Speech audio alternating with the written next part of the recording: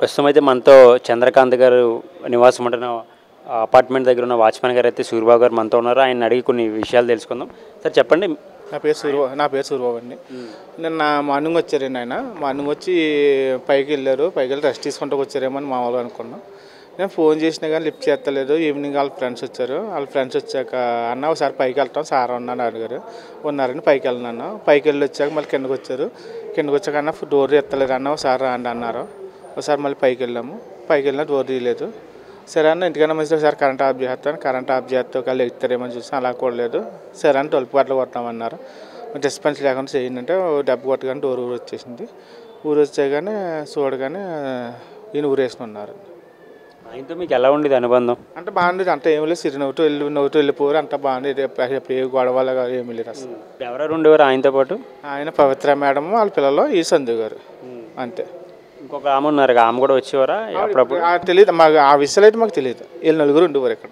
ఆ విషయాలు అయితే మాకు అసలు ఎప్పుడు నిన్న తెలిసాక న్యూస్ తెలిసిన దాకా నేను తెలిసిందంటే కానీ మాకు ఎప్పుడు తెలియదు అసలు. ఇప్పుడు గొడవలు పడతాం కదా ఏమైనా జరిగితే ఫ్యామిలీ మధ్య? అలాంటివి ఏం లేవు అసలు. అలాంటివి అసలు ఏమి లేవు. మంచిగా వెళ్ళిపోతే సాయంత్రం వచ్చేవారు అంతే మంచిగానే ఉండేవారు. నలుగురు జిమ్కి వెళ్ళేవారు, వచ్చేవారు, షూటింగ్కి వెళ్ళిపోవారు. మళ్ళీ ఈవినింగ్ 9, 10 ఆ టైంకి వచ్చేసేవారు. ఎన్ని ఇయర్స్ నుంచి ఉంటున్నారు ఆయన ఇక్కడ? 1 ఇయర్. ఆయనకు మొదటి భార్య ఉందని శిల్పా గారు మీకు ఏమైనా ఐడియా ముందు తెలిసిదా? మాకు తెలియదండి అసలు. ఆ విషయాలు అయితే మాకు తెలియదు. వీళ్ళు మొత్తం ఉంటామంటే తెలుసు మాకు. అంతేగాని బయట వాళ్ళ విషయాలు అయితే మాకు తెలియదు. ఆమె చనిపోయాక యాక్సిడెంట్లో ఈయన బాగా ఏమైనా డిప్రెషన్లోకి వెళ్ళిపోవడం జరిగిందంటారా? బాధపడేవారు వచ్చి ఇలాగ పోయారు అని తెలిసాం మీకు అని తెలుసు మేడం సార్ అని చెప్పేవాళ్ళు. ఓకే అనేవారు. మిమ్మల్ని మీతో ఎలా మాట్లాడేవారు? ఆయన ఎలా ఉండేవారు మీతో? బాగానే మాట్లాడేవారు. అసలు ఎప్పుడు ఏం లేదు. బాగానే మాట్లాడేవారు. ఫైనల్గా ఆయన మీతో ఎప్పుడు మాట్లాడారు మామూలుగా ఫేస్ టు ఫేస్? మొన్న ఆవిడ చనిపోయాక 2 డేస్కి వచ్చారు. సార్ నైట్ వచ్చారు. వచ్చేప్పుడు మాట్లాడారు వెళ్ళిపోయారు మళ్ళీ అంతే.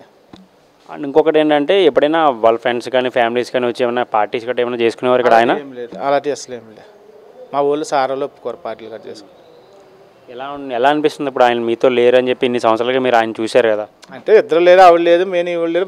బాగా ఉంటుంది కదా. అలాగని ఆవిడ ఎప్పుడు వచ్చినప్పుడు వెళ్ళినప్పుడు అలా నవ్వుతుండిపో సరదాగా ఉండేవారు అంటే అంటవారు. అది క్లోజ్ అంతే. మొత్తానికి మీతో అయితే ఆయనకి విడదీయని అనుబంధం ఉందని చెప్తున్నారు. ఓకే. ఆయనకి మీకైతే ఒక విడదీయని అనుబంధం ఉందని చెప్పేసి చాలామంది అంటున్నారు కదా ఇక్కడ ఉన్న వాళ్ళు అయితే? మామూలుగా వచ్చారు అపార్ట్మెంట్లో ఉన్నారు. మా అంతవరకు సారానికి ఎగేస్తాం. ఆయన వాచ్మెన్ సూర్యభవానికి ఎగేస్తారు అంటే అంతవరకు.